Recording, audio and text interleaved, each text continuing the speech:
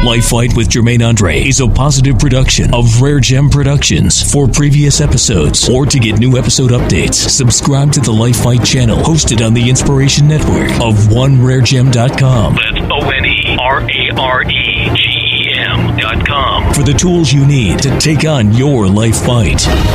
With U.S. Martial Arts Hall of Famer, two-time world champion, five-time U.S. champion, UFC vet, life coach, and author, Jermaine Andre. Visit JermaineAndre.com. Hello, everybody, and welcome to LifeFight. I'm Jermaine Andre, here with my co-host, Rebecca Beck. Hello. And we're back again. And before we get started on our topic, and we're actually going to be talking about a home invasion kidnapping that happened in O'Fallon, Missouri. A teenager abducted a 10-year-old girl. We're going to go through the story of what happened, and I'm going to give you some advice on what they could have done to probably avoid something like this. But before we get into that, I want to cover what I talked about in class the other day. I always like to try to cover something what I talk about in training so it can help you with your training, or if you choose to find a trainer, it can help you also. What happened was we were training, and we were doing the, I guess you could call it the copycat shadow boxing, where I have everybody, you get a partner, you face off with your partner does something, you have to do the same thing they do, back and forth. And ourself and Instructor Reisinger, one of my black belts, were doing stuff, and we were getting real fancy with it. So some of the beginners were seeing us, and of course, they thought they could do it, so they started trying to do it.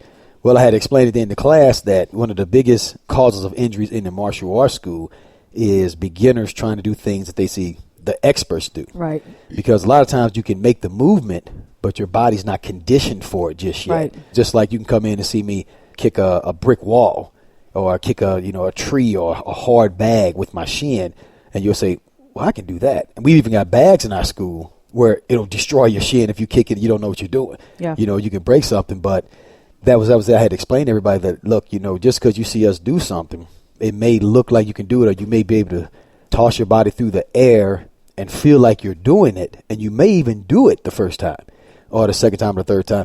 The thing is that you don't get to see that's important is, most important, especially with jumping techniques, is our landing. Yeah. The way that we land. Yeah, our takeoff. The way that we're balancing our body in our air, and most importantly, what we do if we do make a mistake. Yeah. If we make a mistake and something goes wrong, we have ways that we correct, which sometimes it'll be taking a fall and rolling out. Right. Or, landing on a different part of our foot, or rolling our ankle a certain way. So that's what happens, is that you have to still be patient when you're learning. And just because you see something that may seem, oh, wow, that looks fun, I want to try that. Right. You're still not understanding it. And more importantly, you may not have the flexibility that's required. The way we're moving, I know like one of the techniques that we do a lot is the jump reverse front knee. Jump reverse front snap kick, jump reverse front knee of Muay Thai. Those techniques pull on that hamstring and on that buttock muscle like you couldn't imagine. And the stronger your quad is, the harder you throw it, the more it pulls. And especially that jump reverse front snap kick, that hyperextends the knee.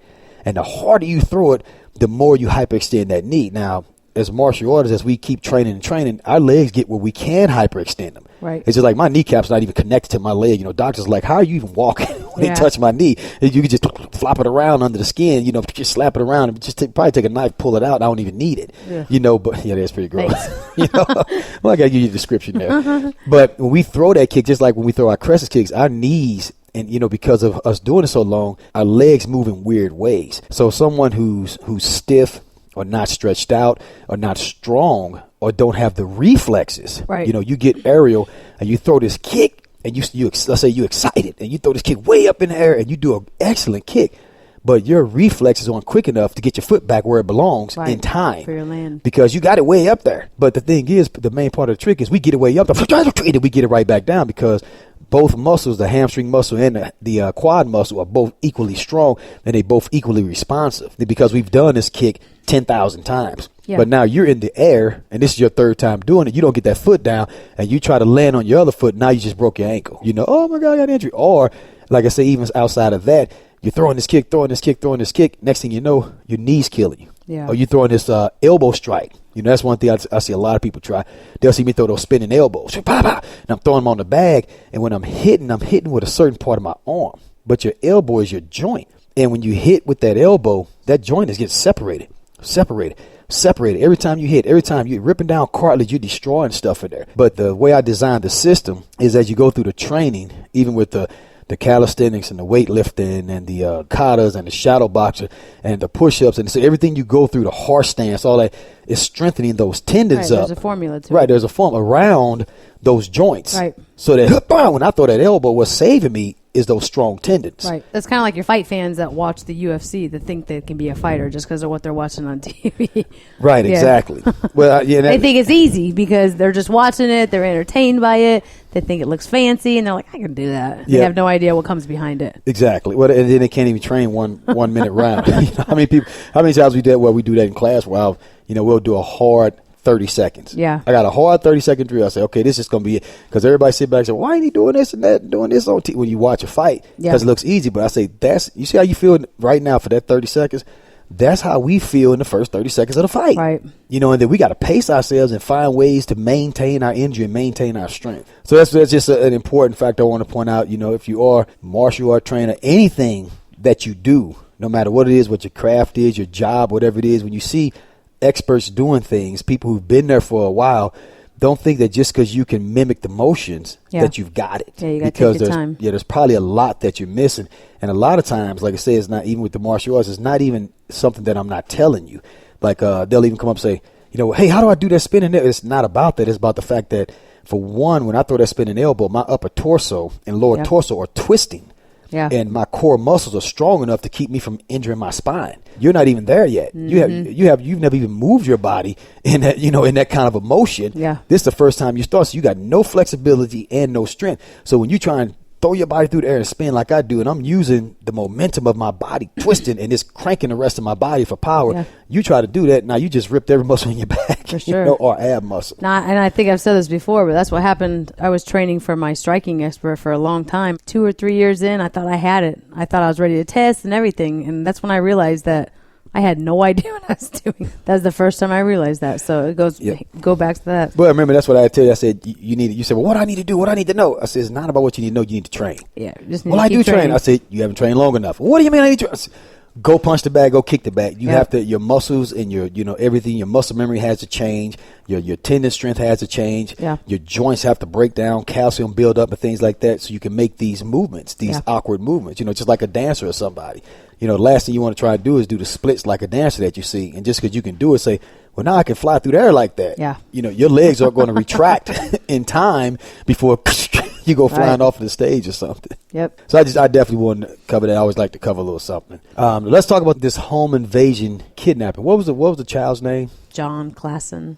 And I'll go ahead and read the story. O'Fallon, Missouri, a high school senior who was obsessed with his friend's 10-year-old sister abducted her from her home early Thursday and planned to rape and kill her, police said. The girl was rescued by the police about 35 minutes later, shaken and bruised, but okay. Her accused abductor, John Thomas Klassen, 17, is charged with child kidnapping, burglary, and 2 counts of child abuse. His bail is set at $1.5 million. The girl's brother, who answered the door at the family's home but did not want to be named, said he and the abductor are classmates. Last summer, his friend sent a message to his sister over social media that said he thought that she was cute and that he loved her. I took it in the best possibly way and thought he was just being friendly, he said. But Klassen had sinister intentions, according to court documents. A list on his cell phone said he was going to break into the home and make the girl come with him, take her to a secondary location, explain everything to her, smother her, rape her dead body, clean up and then pose the body, photograph her, dispose of her, and then leave town. Wow. Yeah, that's pretty intense.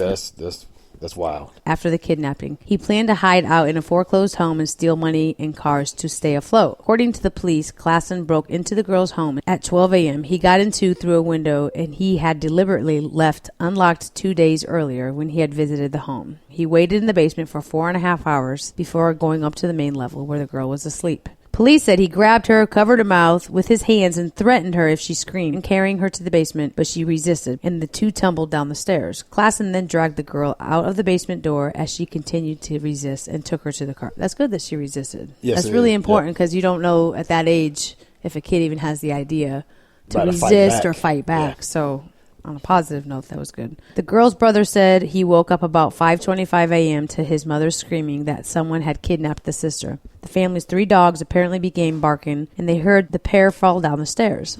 The girl's mother saw the teen and her daughter behind the house, and then she called 911, which that's crazy. So the mother saw the teen and the daughter outside, which again, sometimes even in that situation, you're not trained to know what that next step is to do. You don't even know what to do. Yeah. So her calling 911 in her eyes probably was the best step. Yeah. She didn't think about running outside or picking up a shotgun in the basement or doing something. So what do you think about that? Well, I'm gonna chop it apart. Oh, okay. Keep reading. All right. Yeah.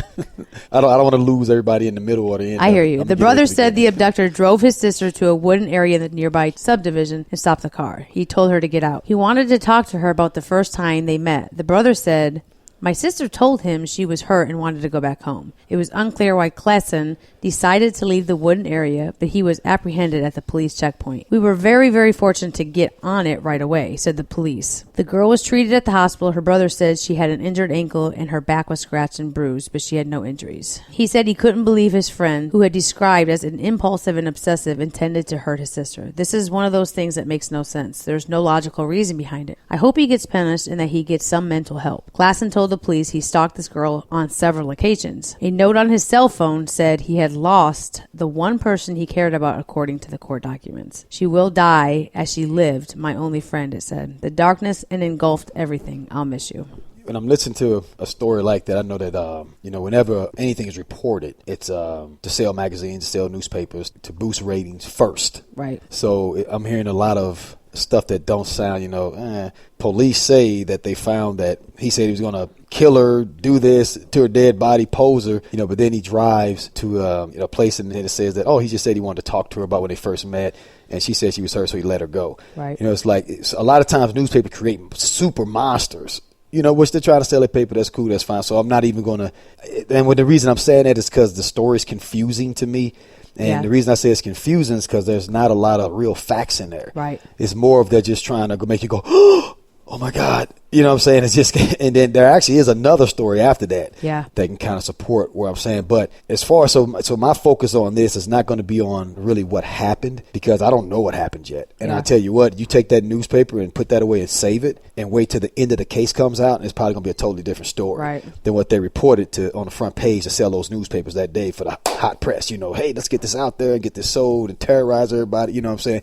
Which, I'm not accusing the newspaper of misinformation. That's not what I'm doing. Right. I'm just saying it's kind of... Yeah, there were not a lot of facts. Right? Well, it's kind of weaving around. What I'm going to talk about is what could have been done to stop this. Now, what I'm saying here is that the family knew this boy. Now, I don't know how well they knew him, because if they're saying he left a window open... Well, he was friends with the son. Well, the son said that they were in class together. I don't think it said they were friends. They said the brother who opened the door said that they were classmates. Yeah. So how many classmates you have that you don't talk to? You know what I'm saying? So that's not saying this was a family friend or anything like that. So I don't know. That's why I'm saying the story's so unclear. But that's where it does. It leads people, when they write these stories, to make you go into this wild... Yeah. Now everybody's assuming this was a friend of the family. He was, I don't know. That may be his first time ever talking to her. But he was in their house somehow, some way, which that can happen. You could have a friend of the neighborhood, associate of the neighborhood comes over your house, and you don't know somebody's intent. Now, I do remember us hearing about this story at the school, at the academy, the martial arts school, where one of our teen students knew this kid and actually worked with him. And I think he said, well, I'm going to let you tell it, because you're the one who said you heard it. Go ahead. Just what I remember, he had actually seen him the day before it happened. Right. And he left his job and he went out to the parking lot and he saw him out in the parking lot, went back inside, and then like a couple hours later I went back out there and he was still sitting out there. And he was like asking him, hey, is everything okay? What's going on? He said he was acting weird. Yeah, but when you don't really know what's going on with somebody, you don't even know what kind of moves to make or anything. Sometimes you're just... Yeah, you can't. I mean, it's, he said the dude was always weird. Yeah. That's what he said. He kind of knew who he was always really weird. Yeah. And he said he was acting weird that day. Now, of course you can't. That's where we get into the difference between, reading your intuition and paranoia. There was nothing he could do at that moment because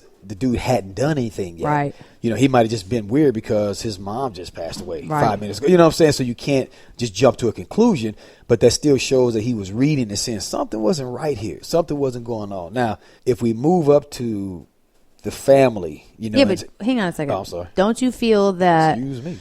When you feel that something's off, even if you don't know what to do about something, do you feel that there's something that you should tell somebody or something? You feel that there's some kind of step that you should take to be able to help that? You know what? I'm glad you asked me. I'm glad, because this is going to show you where Jermaine Andre is not perfect.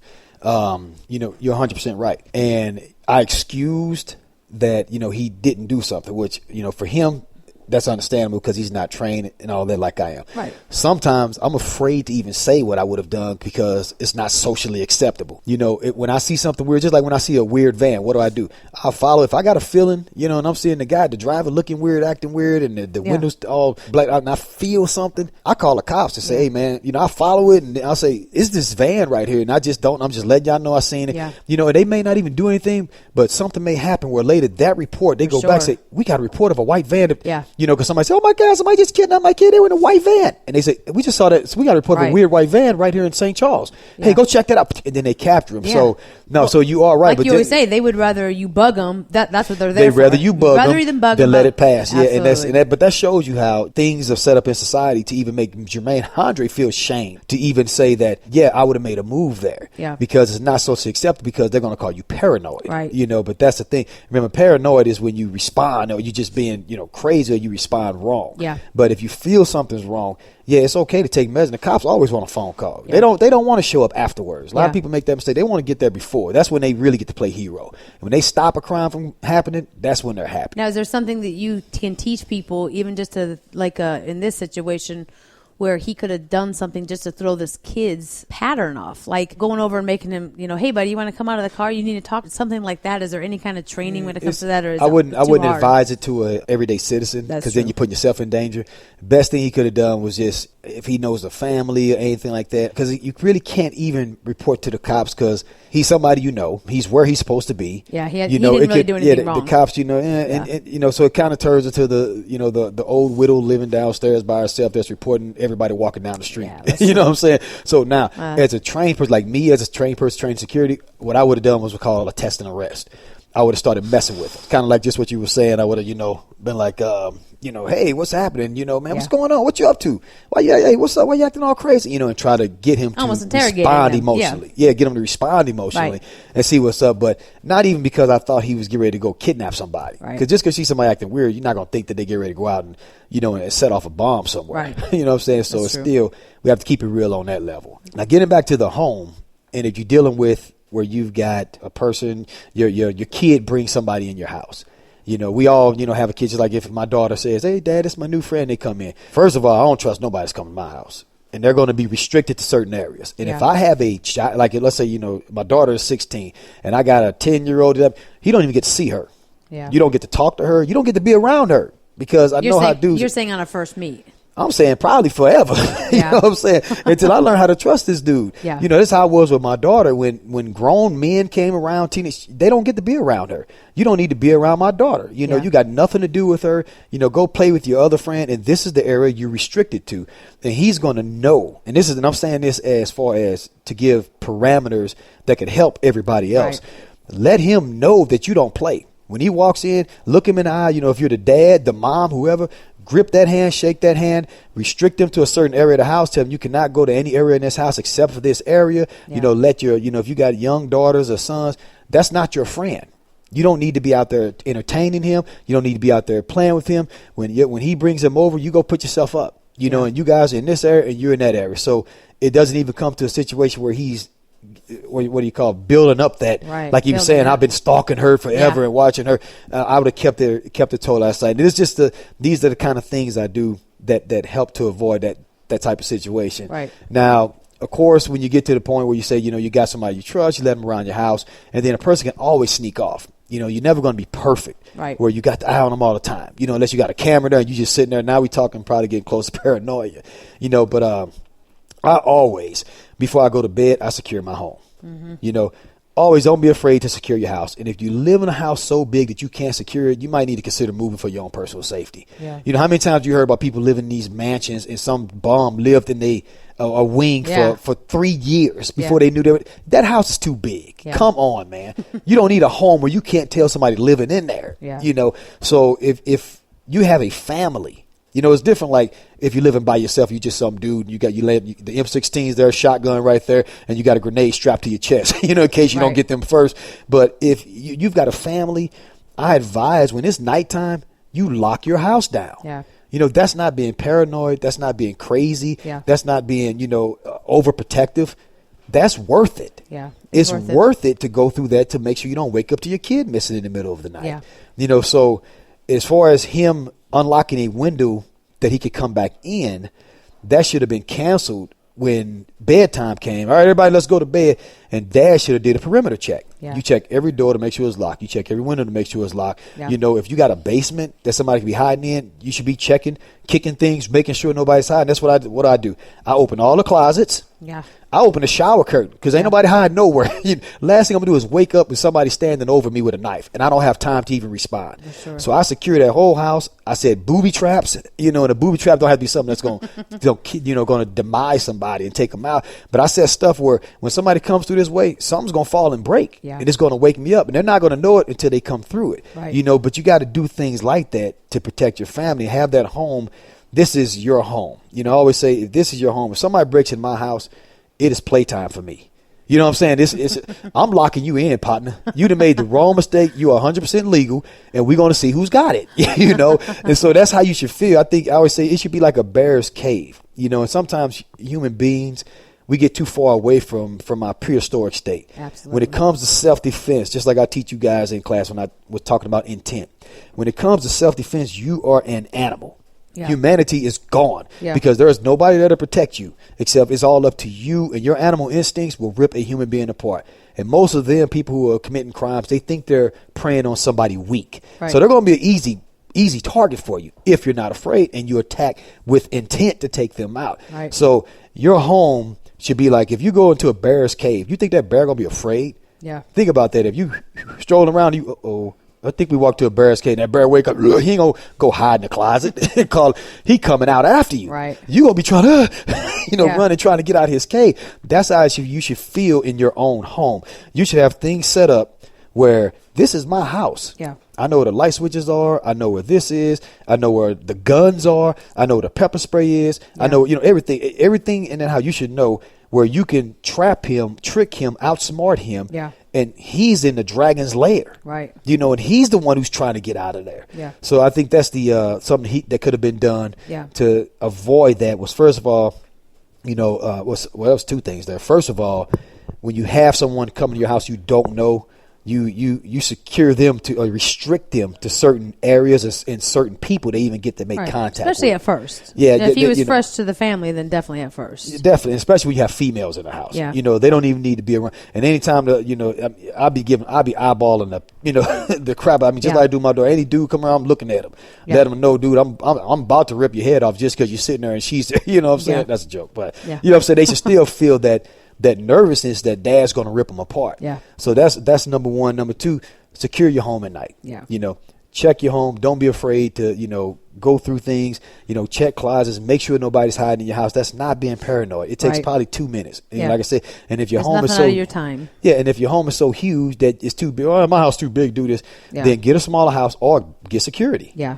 Pay somebody to stay up and protect your home. And if, that's too expensive, then you can't afford that house. Yeah. Well, that's not even, we hear all the time, most people, they feel that they live in a safe neighborhood and they say, we don't have to lock our doors because we live in a safe neighborhood. And you always say, number one, they travel and they get smarter and they get smarter. They know that that's the way people think. Here's something that I'm going to give that people don't like to admit to is not only that criminals travel, but anyone can become a criminal. Yeah. It's almost like Matrix where they say anybody can become an agent. Yeah. Depends on what happened in that person's life. Right. Whatever, people change every second of the day. Right. Something tragic may happen, something desperate may happen. Yeah. And anybody can become a criminal. Your best friend next door may have just lost his job, about to lose his home, lose his wife, lose his car, lose everything. Yeah. And you've been showing off all these, fancy guns you got and all your jewelry and all this stuff. And he say, one home invasion on this fool, and I don't lose everything. Yeah. What makes you think you're so important to him that he's not going to make that move? So you always got to have your guard up. And I'm not trying to make everybody paranoid. I'm just saying you just got to be thinking. And if you keep aware of this stuff in your mind, you'll see the signs. Right. Then you'll notice, why is my friend acting weird today? Yeah. Just like even like I guess the brother was saying, he was acting weird. He was saying this, Why is he acting weird? That's not how you normally, because he's focused on something else that he don't want to talk about. And he's trying to hide it, so they're shut off. Yeah. You know, you can read that, and then you start thinking about, I wonder how things are going. You know, so how's your wife Lisa doing? Oh, he don't want to talk about that. That's what we call test and arrest, you know. Oh. So, man, well, how did work go today? Oh, he got a little nervous. Why is he starting to get a beat his foot, sweat come? Maybe he lost his job. Okay. This dude might be getting desperate. Yeah. You know? Now it's time for me to, you know, preparing to work. Yeah, man, I'm selling the house and moving tomorrow. You know, whatever it is you got to do. But it's still the thing of knowing and not being so arrogant that we think we've got it made. Yeah. And that's what happens. Like you say, I've been to so many homes when I go to nice neighborhoods and they don't lock the door. Oh, if that doesn't happen in this neighborhood, we don't need to lock the doors, man. You're an idiot. Yeah. You know, I'm finna rob you right now. Now, wait, I'm just kidding, you know, but, you know, when they get all nervous, I'm like, but what if I wasn't? What if I wasn't kidding, you know? But the thing is, anybody can become a criminal, and criminals travel. Yeah. And you don't want to be that family on the, you know, we didn't think that would happen here. So that goes to show that, just in what you said, that there's a difference of or you have to understand the difference. The difference is not paranoia, but awareness. I think people confuse being paranoid and being aware. So when you're aware, you see things differently, you know, your reaction is different, you know, your heart rate, everything's different whenever you are trying to respond to something as opposed to being paranoid. Right. So, well, and like I said, it doesn't make your neighborhood safe just because or it doesn't make your neighborhood any more exquisite. Yeah. Just because you don't feel lock that your you're doors. Safe. Yeah. Yeah. Just because you don't lock your doors and leave your garage open, it doesn't make it a better neighborhood. That's not what it does. And I understand that people want to have that comfort of trusting your neighbor. You know, man, I trust John. You know, it's okay. And I understand that. I'm 100% with that. You know, but that still doesn't mean you should. Yeah. Well, a lot of people feel that if you live that way, that the people around you live that way, and that there's a chain effect that things will get better. And I think that's a lot of times what their mindset is when they feel, you know, this is a good community. This is, you know, this is the way we want to live. We don't lock our doors because our neighbors don't. Right. You know, good intention. Waving it to each other when you know, they feel that when you pay it forward, that's kind of the word, you know, that other people are going to be that way. So you're trying to present that good intention. It's nice to tell your kid that, oh, John, we don't have to lock the doors around people. And they, wow, so really? It's a hard that's safe battle. You know, instead, hey, lock that door, man. What's wrong with you? You know, and your kid's sitting there paranoid. What do I need to lock the door for? Somebody might break in here and kidnap your sister. Yeah. You know, nobody wants to have to say that to their kid. You know, but that's what happened. Yeah. You know? Now, getting through the story again, but I'm trying to think of the.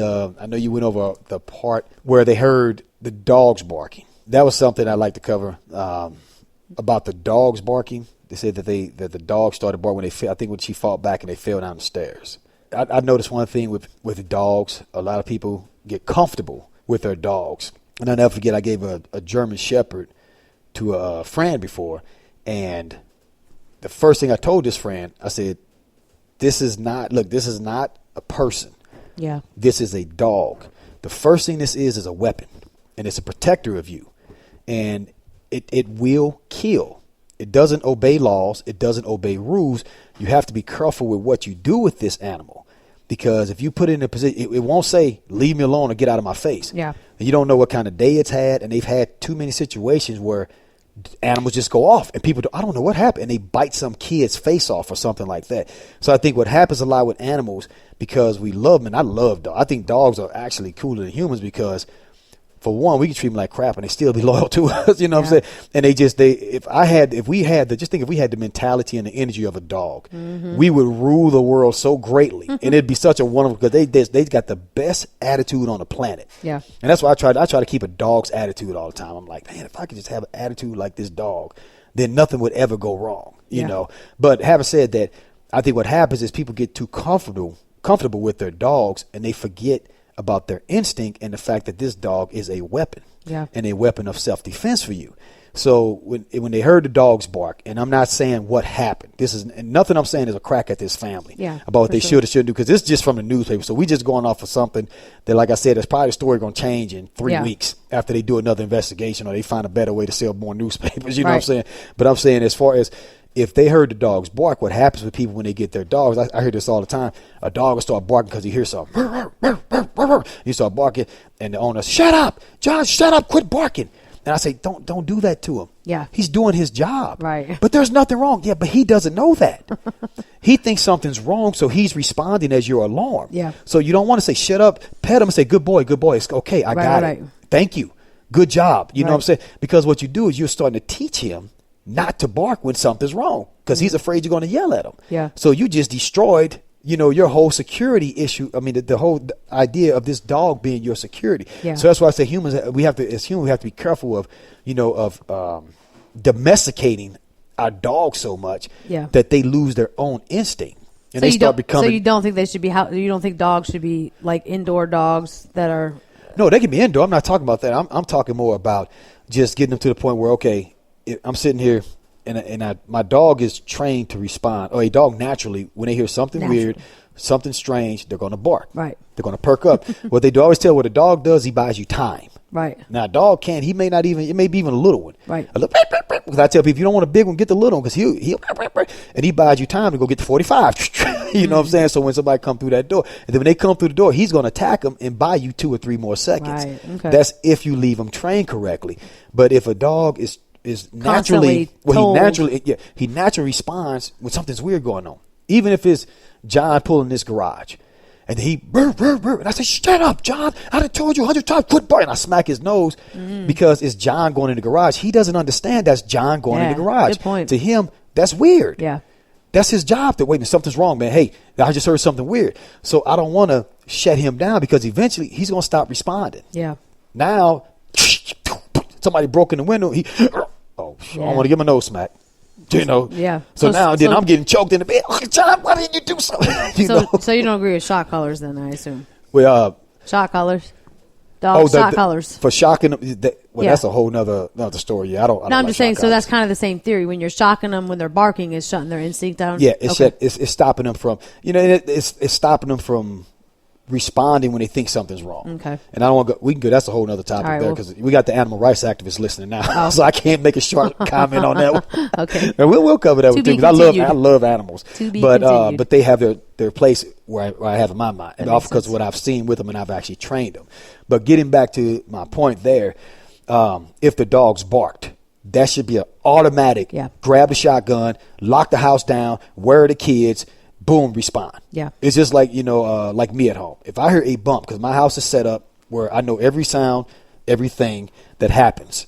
If I hear a bump that's out of tune, out of rhythm, I'm on it. I don't care if I'm in the bed, sleep dead. It's been the worst night. I do a full search of the house. And if I don't find anything, I don't say, crap.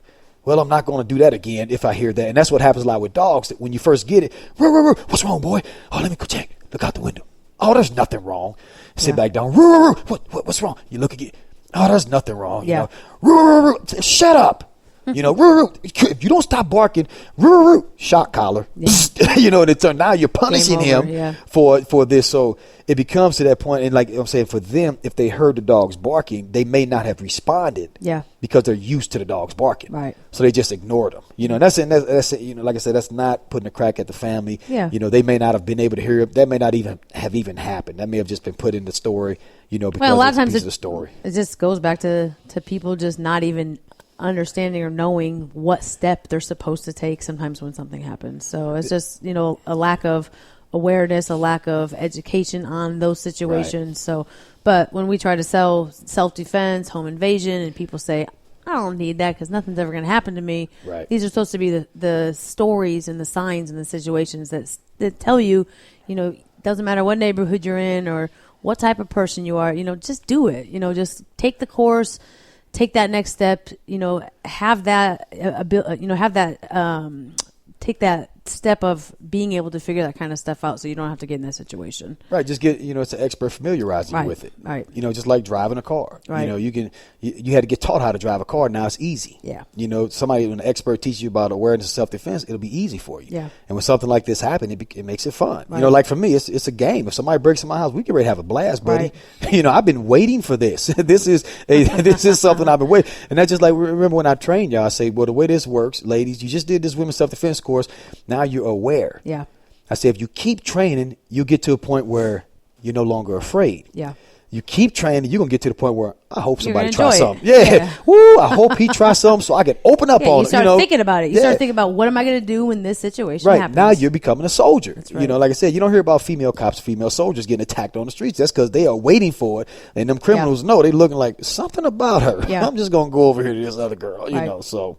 But another thing too was that I did like was they said that the child fought back, and that's something that's really important. I know I've taught my daughter since she was 5, and I've told her, I said, you can never let anyone take you. Yeah. Do you understand me? Even before she could really talk, I taught her that, and I taught her, I said, you fight to your death or his. Yeah. You never let anybody take you anywhere. Yeah. And the fact that the kid tried to fight, made them both fall down the stairs, that's dope. That's a good part of the story. Yeah. And like I said, that woke them up. Yeah. And that's probably what saved her, because then they were able to make them, like you say, the mom called the cops, which, of course, like I said, when she seen somebody running with her kid, you grab the phone, call the cops. So while you calling the cops, she should have been running with a shotgun, firing it in the air, letting the whole neighborhood know that this clown's got her kid. Which, if it would have been the dad that witnessed it, it probably would have been that way. Yeah. But the woman witnessing it, like I said, they don't. Sometimes they don't know what to do. So right, calling the cops, she did the right thing. Yeah. But usually a woman's instinct is to go after tooth and nail after somebody with their kid. That's true. Yeah. So again, I don't have kids, so I guess I couldn't actually say what she was going through. Well, hopefully you saw somebody grab my kid, you go after. That's true. I would. Yeah, but I was happy to hear that did happen, and that the kid did fight back. And every parent needs to teach their kid that you don't ever let anybody take you. You fight back, and until you're dead or they're dead, no matter what. Because once they get you away, there's nothing that anybody can do for you. Yeah, for sure. Okay. There was one more thing, and this might be a whole new podcast, so I guess I'll end it on that. They stated that the teenage boy that did this, that he learned what he wanted to do because he read a book about somebody who did this to this type of kid and this color hair. And now, do you think that was just an excuse, or do you think that this kid reading that book really could put him in that's such a hard, that is a whole nother podcast. Yeah. Well, I'm gonna touch on it, but that's a hard, a hard thought. Yeah. Do people the way they are, or do they learn to be that way? Yeah. And that's gonna be something we're gonna fight over for life. You'll never be able to figure it out. It's just like, my mom.